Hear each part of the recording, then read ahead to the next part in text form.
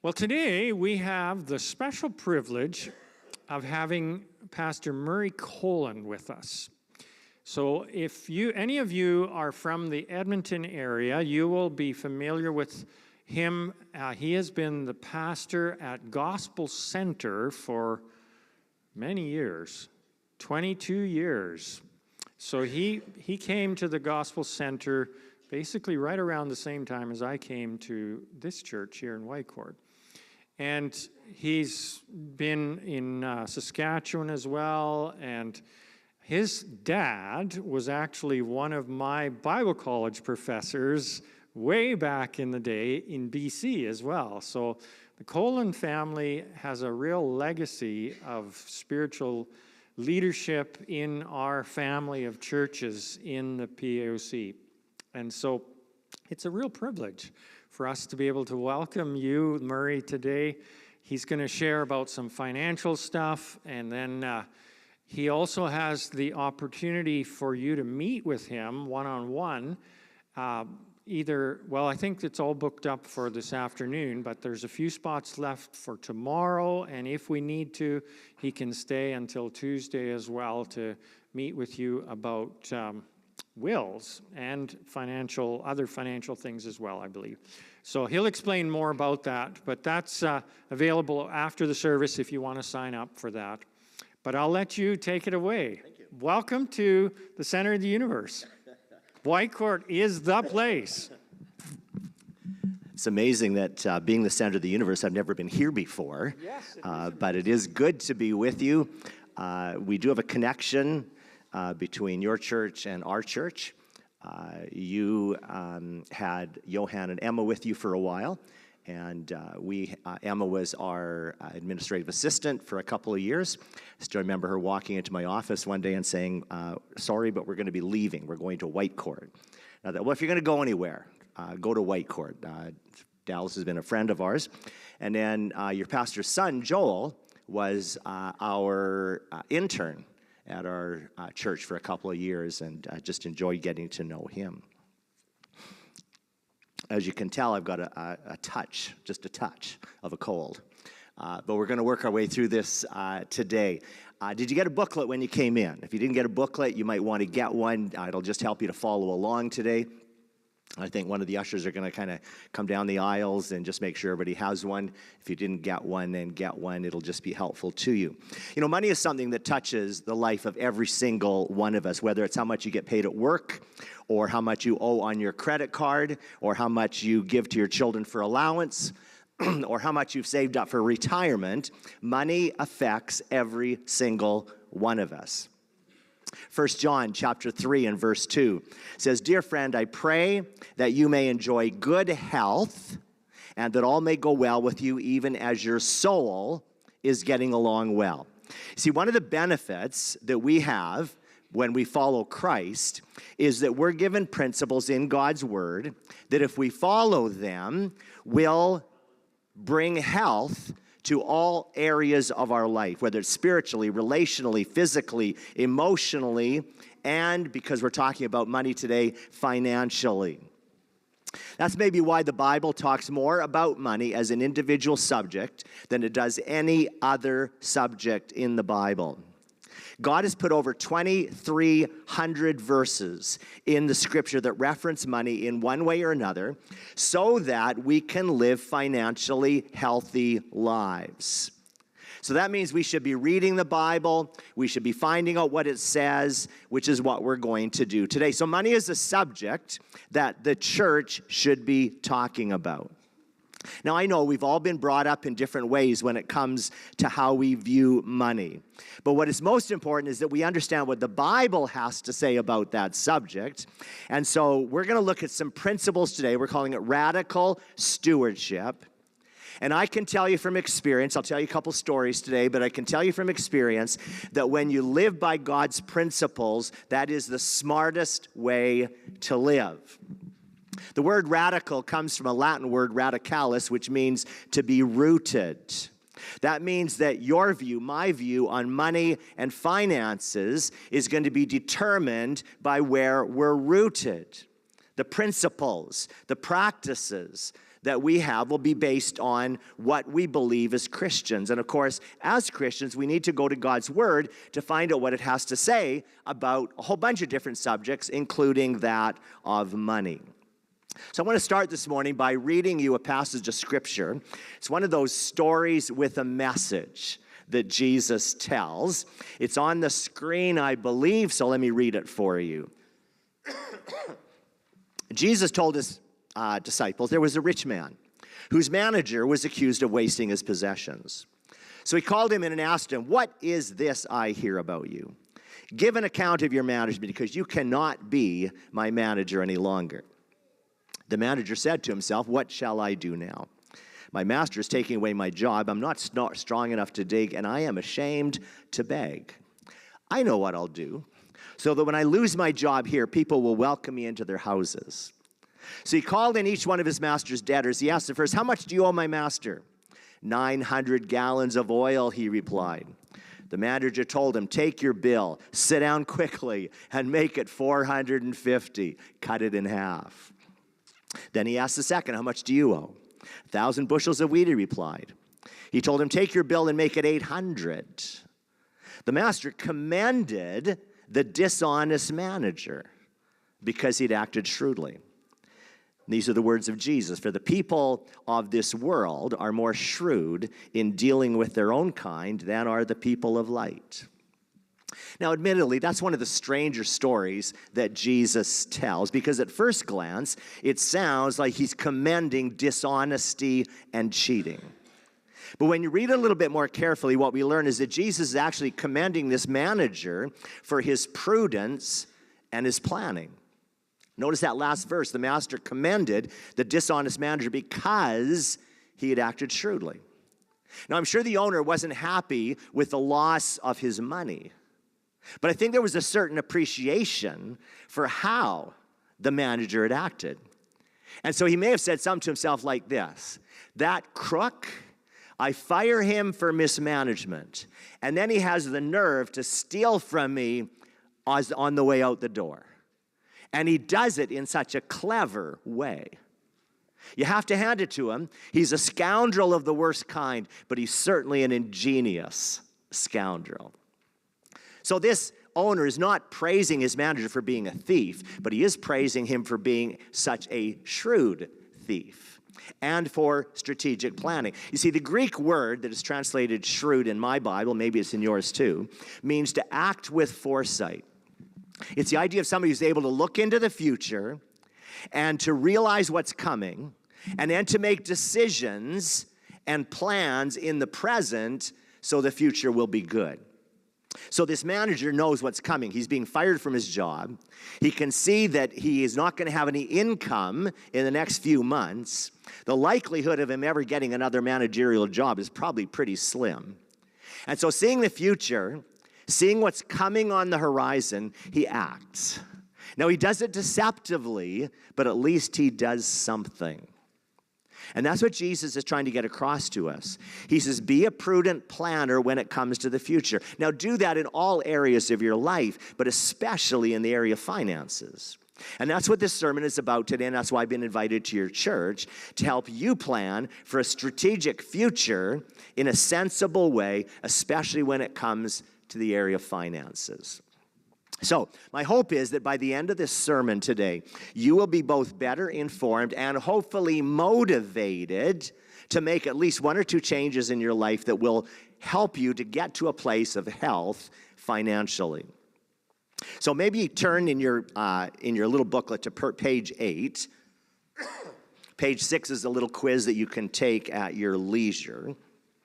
And as you note on the screen, we're going to look at, and we're going to do this very quickly today, 6 shrewd biblical principles for personal finances. Principle number 1, find the spot marked X. See, the very first thing that you need to do if you're going to make changes in your life, especially in your financial world, is to find out where you are now. That means you need to make a careful assessment of your present situation, because it's really difficult to follow directions if you don't know where you are. So let's say you're in a new location for the first time. Maybe it's a very large mall, and you're not sure exactly how to get to where you want to go. It just happened to me on Saturday. I was picking up my car from a mall, didn't know where the place was, and so I found one of those little kiosks, and it said, this is where you are, and here's how to get to where you're going. Because once you know where you are, you'll be able to better find the path to the store that you're trying to find. It's exactly the same way in our financial world. I may not like where I am. I may recognize that things aren't the way that they should be. And I may even have some ideas of where I would rather be. But until I know where I am, it's going to be extremely difficult to get to where I want to end up. And so there are 4 things that I need to do. First of all, I need to be honest. If I'm lost, I need to admit it. I need to analyze my situation as it is, not as I wish it was. And so if my finances are not doing very good, if I happen to be in a mess in that area, it doesn't do me any good to pretend otherwise. Secondly, I need to be open. It's kind of a time for show and tell. Now, if you're married, I would advise that both of you sit down and discuss your finances. And you do it without blaming each other. So maybe a really good place to do that is at Tim Hortons, because you can't yell at each other when you're in public. And so it's a time to look at each other and say, okay, how did we get to where we are? Where are we? What do we need to do? Thirdly, be thoughtful.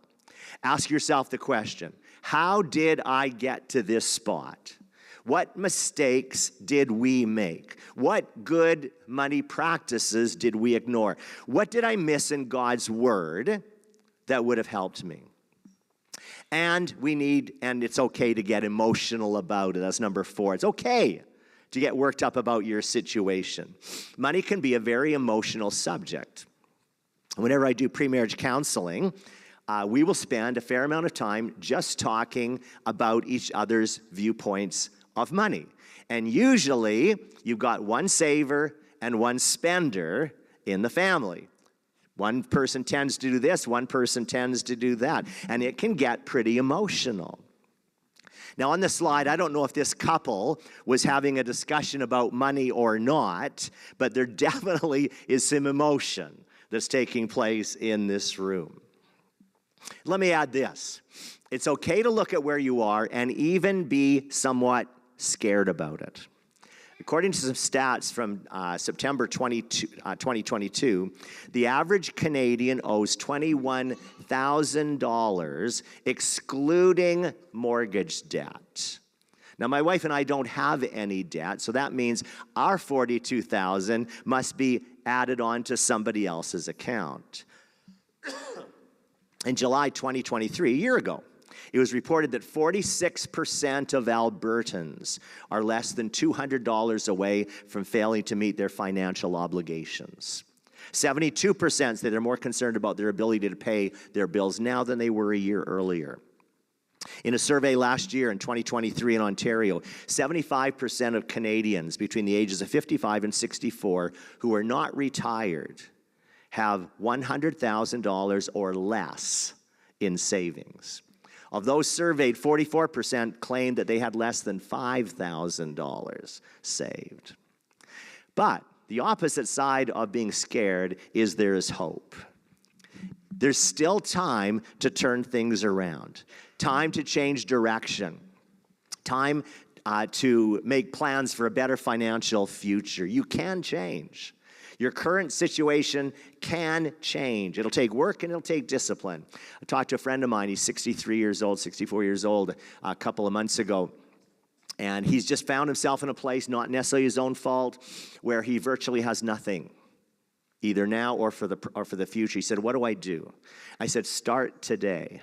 He plans to work till he's about 74, 75, so he's got a few years, and he makes fairly good money. And so he has literally made a plan on how to get from where he is to where he wants to go, so you can change. Let me tell you about a very fundamental law of economics. If you want to find your spot marked X, you can do a very simple financial exercise. It's called the OO law of finance. The first O is determine everything that you own. The second thing is to determine everything that you owe. You subtract what you owe from what you own, and you find out what your net worth is. Now, there's a little exercise on page 21 in your booklet. If you've never done this before, I really encourage you to do it.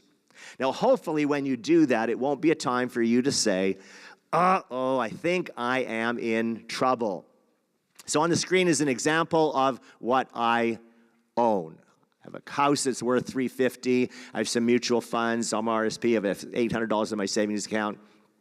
I own $448,800. Next screen. This is what I owe. I owe $200,000 on a mortgage. I own some money on RV cottage. I own $8,000 to my mother-in-law. I don't encourage you to do that, but in this case, that's what's happened. So they owe $238,000. That means their net worth is $210,800. What I own minus what I owe is called your net worth. That's the spot marked X. Principle number one. Principle number two is this: set some financial goals. Now, in order for a goal to be reached, there are 5 important criteria. They're on the screen. I'm not going to go into them. SMART, specific, measurable, attainable, realistic, timely. And can I just add something here?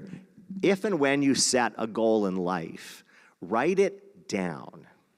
One study determined that you are 42% more likely to achieve your goals when you write them down than when you don't. Just after my wife and I got married a number of years ago, we decided we wanted to go to Europe. I always wanted to see Rome, the Colosseum, my favorite time of history. So we got a glass jar. We decorated it with pictures of Europe, and we put the words Europe on it. Every time we got some spare change, we threw it in the jar. Put it on top of the fridge. Now, we knew we were never going to get to Europe on spare change. But that jar was a constant reminder of what our goal was. And it was a visual reminder. Within 11 months, we were flying to Europe. I was standing in front of the Colosseum. One of my dreams reached. Now, in your manual on page 17, there are some possible goals that you could choose. Make up one. If yours isn't on there, make up a goal. Write it down. Put it somewhere where you will see it on a constant basis, and it will help you to get to where you want to go. Principle number 3, create a financial plan. You see, once you know where you are, once you have a goal to where you want to go, then you need some plans. You need some decisions on how you're going to get there. Let me highlight 4 of them for you today. Number 1, make a commitment to God. When I was about 8 years old, my parents asked me to weed the garden, and so I did, and they gave me 25 cents for weeding the garden. Now, for an 8-year-old, and back then, that was a lot of money. I tend to be a very frugal person, so I carried that quarter around with me for a week or so, trying to figure out where am I going to spend it. And so I hadn't spent it by Sunday. I took it to church, and the offering plate is being passed around. My dad was the pastor of the church, and I sensed that God wanted me to put the 25 cents in the offering plate. But I had worked really hard for that money. I knew how much candy that 25 cents was going to buy. And so being a very good pastor's son, I let the plate go by, and the 25 cents remained in my pocket. But I felt so bad about this, and I felt God was still telling me, give the 25 cents. So at the end of the service, I went up onto the platform. As my dad was finishing the benediction, I said, Dad, please put this 25 cents in the offering. Now, did God need my 25 cents? Was the church going to go broke if it didn't have it? And the answer was, of course not. But God wanted to teach me a lesson that He was going to come first in my life when it came to finances. A couple weeks later, I was walking through a store with my parents. I happened to look down, and I'm standing on a $1 bill. Now, some of you will remember that, and some of you have no idea what I'm talking about. A $1 bill, and I'm standing on it. There's nobody else around in the store. So I picked it up, put it in my pocket. The moment I saw it, I felt God saying to me, you gave me your 25 cents. This is your blessing for being obedient. Proverbs chapter 16:3 says, commit to the Lord whatever you do, and your plans will succeed. Number 2, get help from informed sources or reliable sources. Proverbs 21:5 says, the plans of the diligent lead to profit as surely as haste leads to poverty. I'm not a mechanic. I know nothing about cars. And so when something goes wrong with my car, I take it to somebody who knows more than I do. When I'm sick, I go to a doctor. When my teeth hurt, I go to a dentist. I go to an expert. When it comes to finances, there's everything good about talking to somebody about money who knows more than you do and has proven it by their actions. In fact, you know, one of the best investments that you can ever make is to find somebody who knows more than you about money, who's done very well in the financial world. Ask them to, if you can take them out for lunch, buy them lunch, and then pepper them with questions for 1 hour. It may be the best investment advice that I can give you. Number 3, invoke the old McDonald's law of economics. Now, you may ask, well, what's that rule? And it's really this, EI, EIO. You take your expected income, that's everything that you have coming to you on a regular basis, and subtract from that all expenses incurred. And that will give you an outcome. Now, on the screen, there's an example of this. In this particular case, all the income equals $5,798 per month that normally comes in a month. The next screen is an example of all the expenses for the month. When you subtract the expenses from the income, what you get, in this case, is 0. Now, your goal isn't to end at 0 every month, but that should be the worst case scenario. So let's say you do this exercise at home, and you find out that instead of the end result being 0, or maybe better than 0, you find yourself in a negative situation. That's when you implement the next law of economics. Number 4, invoke the Einstein law of economics. FIRE. Find more income, reduce your expenses. You see, there's only 2 ways to get out of financial problems. One of them is to find more income. It may be getting a part-time job, working a little bit of overtime, or get a hobby and make money from it.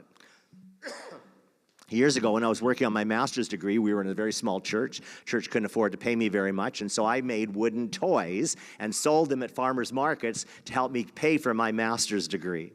A couple of years ago, my daughter, who thinks a lot like I do, started collecting old dressers. She would find some for $10, $5. Some were even free on Marketplace. She would bring them home, and she would put new hardware on them. She would paint them, and she would sell them. So one of them she got for free, and she sold for $400. That's called finding more income. Investing, so you have passive income stream, is another way to increase your income. The second way to get out of financial difficulty, reduce your expenses. If you're at or below 0, the only other way to change that picture is to reduce what you're spending. And there's dozens of ways to do that. I'm going to share just a few of them with you in a moment. Principle number 4, manage your spending. For some people, the financial difficulty they're in is not because they don't make enough money. It's because they don't manage well what they have. Or, if we use a biblical term, they're not really good at stewarding the resources that God has given to them. Now, when it comes to stewarding our resources, there's 6 very important players that we need to be aware of. Number 1, there's God. Now, you probably know the verses that are on the screen. I'm not going to read them all to you. Matthew 6:33, seek first the kingdom of God. Everything else will be added to you. Malachi 3:10, bring the tithe into the storehouse, because if you do, I will bless you. That's a promise that God gives to us.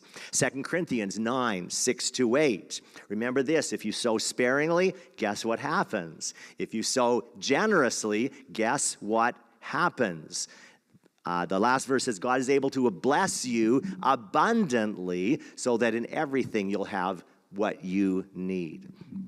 Those verses and many others remind us that when it comes to our income, we call it tithing, call it giving 10%, whatever you want to call it, we are to make sure that God comes first when it comes to our finances. A second player when it comes to our money is Canada Revenue Agency. I like this slide that's coming up here. Next one. There we go. This person's writing Revenue Canada. Dear Revenue Canada. Next slide. I'm writing to cancel my subscription. Number 3, please remove my name from your mailing list. Wouldn't that be great if you could just phone CRA and say, I don't want any more tax notices from you. I've decided to opt out this year. It doesn't work that way. The tax rates in Alberta range from 10 to 15% of your income. Combine that with federal rates, and you'll be paying somewhere between 25 to 48% of your money in income tax. Now, on top of that, there's fuel tax, GST tax, carbon tax, investment tax, property tax. Are you glad you came to church this morning so you can go home so depressed, paying all these taxes? Just know this, the CRA will always get their money. You may not like it. You may find legal ways to get around some of it, but you will pay them what you owe them. And as Christians, we are to pay the taxes that we owe. But there's some really good news in this. The CRA actually encourages us to give to God. When you combine federal and provincial tax credits, Albertans, more than any other province in all of Canada, will receive up to 50% back from the government of what you give. So if you give $100 to the church, the government will give you $50 of that back. That's pretty good news from the CRA. Third player, you and your family. The Bible tells us that we're responsible to take care of our family financially. That means we work, we plan, we organize so that we'll have money to look after our families. Good money management is important. One very important rule for looking after your family is to make sure you have what is referred to as a rainy day account. That means you should have in the bank somewhere between 3 to 6 months income in case there's some catastrophic event that happens. If you spend $4,000 a month, you should have somewhere between $12,000 and $24,000 put away, only to be used for emergencies. And an emergency is not going to Hawaii in January when it's 30 below. That's not an emergency. You don't use that fund for that particular need. If you do use it for emergency, then you replace that money as soon as you can. Proverbs 21 and verse 20 says, "In the house of the wise are stores of choice foods and oils, but a foolish man devours all that he has." A fourth player is your employer. Now, I know, when you get your pay stub, there's a number of deductions on it. So you may make $2,000 on that pay period, but when you get your pay stub, all you get is $1,500. And of course, there's a whole bunch of deductions that are on that will be on your pay stub, and some of them are on the screen. Then there's your creditors. Now, this doesn't apply to everybody, but most of us, we do owe money to something, even if it's on a monthly basis on our credit card. Proverbs chapter 22 and verse 7 says, "The rich rule over the poor, and the borrower is servant to the lender." Do you know that debt is one of the killers of wealth creation and good money management? Doesn't mean all debt is bad. There's 2 or 3 things that it's okay to go into debt for, from my perspective, but I would say most of going into debt is not good. One of the main reasons it's bad is because of the interest you have to pay for the privilege of spending money that you don't have. So how do you get out of debt if you find yourself there? Well, the Bible tells us that continuing to do something that has proven dangerous in the past is a foolish endeavor. Proverbs 22 and verse 3, "A prudent man sees danger and takes refuge. The simple keep going and suffer for it." Let me very quickly give you 4 ways to get out of debt. Number 1, stop credit card spending. Studies show that if you use a credit card to buy things, you will use somewhere between 12 to 15% more than if you use cash. So make yourself a rule. If I can't pay my credit card off at the end of every month, that means I don't know how to handle a credit card. I'm going to cut it up until I learn how to handle it properly. I just found this out the other day. You would go to McDonald's. I was actually there last night for supper. And those kiosks, the screens that they have? One of the reasons they put those kiosks there for you to order from is you will spend somewhere around 14 to 18% more if you use a kiosk than if you go to the counter. So don't go to the kiosk, just smart. Number 2, pay off debts with the highest interest rate first. That's usually a credit card. Somewhere between 22 and 24% is what they're charging right now. If you do have a lot of debt, you might want to combine all of your debt, go talk to your bank, combine all your debt into a manageable number with a lower interest rate. Number 3, contact your creditors. If you're deeply in financial trouble, talk to your creditors before they come looking for you. On a number of occasions, I've had people do this, and they say, well, I don't want to talk to them. I say, phone them first. Usually, creditors are willing to work with you if you're willing to contact them first. They don't want to chase you down. That costs them time and money. But if you're willing to phone them and say, hey, I'm in trouble, can you help me on this? Often they will care enough to deal with that with you. And number 4, consider lifestyle adjustments. You see, in order to get from where you are to where you want to be, you're most likely going to have to make some adjustments in your lifestyle, the one you become accustomed to. Let me quickly give you some ideas on it. Stop any form of borrowing. All debt is bad, except in the case of borrowing for appreciable items. That could be education, it could be some investments, or a house. Develop a budget. Most Canadians don't have a budget. I would say that's number 1 thing you do. Make a budget. There's an example on page 20 of your manual. Work out a payback plan if you owe money to people. And exercise self-discipline when it comes to spending money. Can I just give you a few ideas on that? Don't buy it today. If you see something in the store and you like it, don't buy it at that moment. Wait 24 hours. The chances of you going back to get that item are very, very low. Number 2, pay with cash instead of a credit card. Here's an interesting one. Don't buy beverages when you go out for dinner. Instead, take that money, invest it. Do you know that after 40 years, you will have approximately $170,000 in your bank account? I was having, after I did a seminar a few months ago, the pastor said, hey, some of us are going out for lunch after church. Do you want to come? And I said, yes. I got there a little bit late because I had a couple things to do. And the waitress came along and said, does anybody want to order any drinks today? What can I get for you? And they all looked to me and said, no drinks today, thank you. It's just another way of saving a little bit of money. Learn to do it yourself. YouTube. Tons of videos on how to do something yourself. Use the library instead of buying books. Don't go to movies. Wait till they come out in video. And if you do go to movies, don't buy the popcorn. Do you know the markup on popcorn in the theater is 1,275%? So what my wife and I do, if we ever do go to the theater, we make sure we wear big, heavy coats, and we take pop and candy and chips and everything with us, stuffed into our pockets. It's amazing how much money you can save. We also do something every year called Frugal February. The reason we chose Frugal February is because it's the shortest day of the month, or the shortest month of the year. My wife likes shopping. It's only 28 days. So on Frugal February, we only spend what is essential. So we don't go out for dinner. We don't buy magazines. We don't have coffee out. We don't do anything. We don't buy clothes. Only what is absolutely essential. It's amazing how much you can save in 1 month. My wife did not like Frugal February this year because it was 29 days. She had one less day that she had to wait to spend money. Number 6, player, your neighbors. Do you know that it was Christianity that taught the world about charity?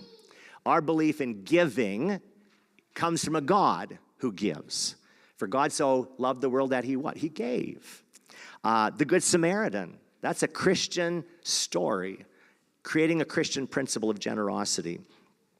If this next verse that's on the screen was not in the Bible, I would say I can't believe it. But because it's there, I have to. Proverbs 11, 24, 25, it's possible to give away and become richer. It's possible to hold on tightly and lose everything. And I've proven that over the years of our marriage and my life. Giving to God over a length of your life, not just in one day, but over your life, will always prove itself to be true. Here's principle number 5. Plan for retirement. Now, before I say anything else in this area, I'm not an expert in this area, so I do advise you, if you want to look at some of these things, talk to a wealth consultant. But there are some things that you can think about. Do you know in 1980, there were 6 people working for every person collecting pension. In the year 2030, not very far away, there'll only be 3 people working for every retiree. That should send us a strong message that just relying on CPP and OAS is maybe not the best decision. So then what do we do? Let me give you some ideas. Start with an RRSP. The advantage of an RSP is you get to defer your taxes now, pay them later when hopefully you're in a lower tax bracket, but be careful with it. You need to make sure that you understand what you're doing. Number 2, take advantage of compound interest. It was Einstein who says compound interest is the 8th wonder of the world. He who understands it earns it. He who doesn't pays it. Compound interest simply means that you're gaining money not just on the principal, but on the interest. So you're getting interest on interest on interest, kind of like the hockey stick. It kind of goes like this for the first few years, and then after a while you start really making money for your retirement because of compound interest. Number 3, invest in mutual funds on the advice of a financial advisor. Investigate the value of TFSAs. I think TFSAs is one of the best gifts that the government of Canada has ever given to Canadians.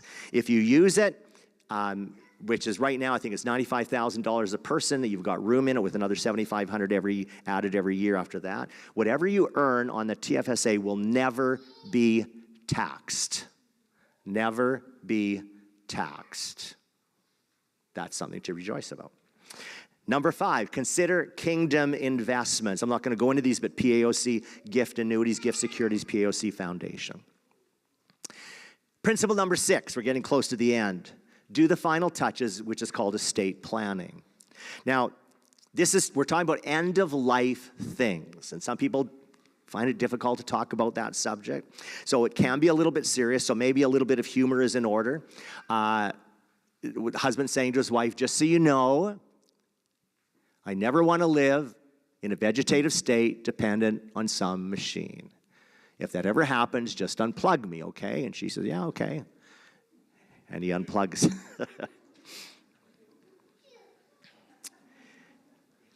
Now, it's so important that we plan for today, but we should also be planning for 2 other times. First of all, the time in which we may not have the capacity to make decisions, Alzheimer's, coma, whatever it might be, in regards to our health needs and in regards to our finances. We also need to plan in regards to our death. That's where estate planning comes into the picture. Regarding a substitute decision maker or power of attorney, if you're incapacitated, maybe you've reached an age where you can't make decisions for yourself any longer, somebody has to make decisions regarding your finances and your health. And so to do that, you need a primary power of attorney, which is if you're your spouse, if you're married, and an alternative as a backup if that person can't do it. Power of attorney documents are incredibly important. I've dealt with people who don't have them, and while there's a workaround, it's very difficult, very expensive, and time-consuming. Another area in which we can help you is in creating your will. Do you know that according to an Angus Reid poll, 69% between the ages of 35 and 44 do not have a will. 13% said their wills are not up to date. Many people say they don't have a will because of the cost, and it is expensive. For a couple, it's probably $1,400 to $1,800 to get your wills done. Another reason people don't do their wills is they have this belief that if they do their will, they're going to die within a week. From experience, I can tell you, and I've done hundreds and hundreds of wills, people don't die when they do their wills. Other people believe it's only for the elderly. No, it's not. It's for every person over the age of 18. And lots of people think there's plenty of time, which the Bible says you don't even know what's going to happen today, never mind tomorrow. So, when do you need a will? If you're over the age of 18, if you've been recently married or divorced, if there are special family concerns, if your old will doesn't reflect your current thinking, if your will doesn't provide for the Lord's work, you may want to make some changes on that, and if you're a new parent. What are some of the advantages of having a will? Well, it avoids family conflict at a very emotional time. People say, oh, we would never fight about money until there's $1 million to be fought over, and then all of a sudden you do. It also controls the assets the way that you want them distributed. It can provide for some very special circumstances, secures the future of minor children. Can I just say this? If you have children under the age of 18 and you do not have a will, and you both pass away, the government will decide where your children go. If you don't care about your money, that's okay, but you better care about your kids. And you get to determine now who will become the guardian for your minor children. It can allow you, having a will can allow you to give assets to the work of the Lord, and it can also help save your estate some money. Some questions to ask. Who's going to be the primary, secondary executors? Who's going to be the guardian for my minor children? Always a good idea to ask the person before you put their names down for a guardian. Otherwise, you both die, and all of a sudden, somebody's now got 7 children that they weren't expecting. How do you want your assets distributed? That's a good question to ask. Do I want to have a charitable component to my will? And do I do it myself, or I get some help doing it? There's 2 kinds of wills that we can help you with. What we call a traditional will, you'll see on the screen. When you die, it goes to your spouse. There's an estate account created by the executor. You have to pay your debt, you have to pay your taxes, and then the residue of that at the very bottom is distributed however you want to distribute it. That's a traditional will. The next screen says a charitable will. Very much similar, except you decide that, yeah, I'd like to give something to charity. It's the way I lived all my life. My wife and I just redid our will a little while ago, and so we'd always had a charitable component to it. My kids, when we're both gone and they find our will and what's in it, they're going to probably say something like this: I knew it. My parents were generous to the Lord when they were alive, and now that they're dead, they're just as generous. And that's a legacy we want to leave our children. We want to teach them that because we tried to teach them that all of our lives. Also, giving to charity can also help save money in your estate. So here's a question for you. How long do you think it takes for a beneficiary, maybe your kids or somebody else, to spend their inheritance? It's usually spent in less than 6 months. All the money that you saved for 40 years, on average, gets spent in 6 months on all sorts of really nice toys.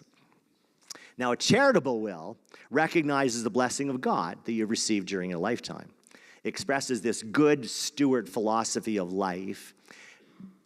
Lets your family know, reminds them that you've always had a generous heart. And it can build a legacy long after you're gone. Imagine being in heaven. I'm not sure we're going to be able to see this, but imagine being in heaven and you decided you wanted to give something to God on the way out the door on your way to heaven. And you get to see that that money is still helping to teach children about Jesus. It's still helping to send missionaries to different countries in the world. It's still helping a church hire a youth pastor so that the youth in that city can hear about Jesus. That's the legacy you leave behind after you're passed away, and it can also help to offset taxes.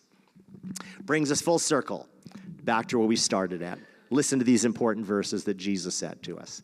Do not store up for yourselves treasures in heaven, where moths and vermin destroy and where thieves break in and steal, but store up for yourselves treasures in heaven where moths and vermin do not destroy and where thieves do not break in and steal. For where your treasure is, there your heart will be also. And let me close with just one more verse today. One that I think all of us would want spoken of us at the end of life, this life and the beginning of the next one. Well done, good and faithful servant. You've been faithful with a few things. That's also talking about finances as well as other things. I will put you in charge of many things. Come and share your master's happiness.